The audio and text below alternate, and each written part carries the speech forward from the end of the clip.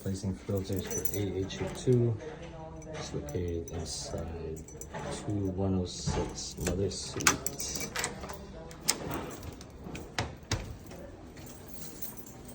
You will need an 8-foot ladder, a hook, and you're gonna need 3 16 by 24 by 2 filters and 4 20 by 24 by 2 filters, and is located right on top of the mother's room here.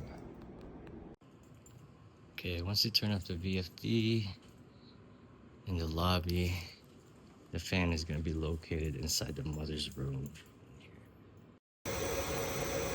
Second step, make sure you turn off the machine from the VFD.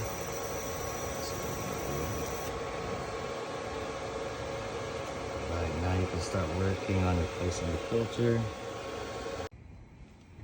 Alright, so this is where the filters are located. Okay, I might have to open this door. And we'll have to replace all of it. So these are filters that we're replacing. Okay, filter swap has been replaced. Make sure you tag the filter and what day you swapped it. 11/17/25. Looks good. Okay, time to clean up. Okay, last step. Don't forget to turn the VFD back on auto.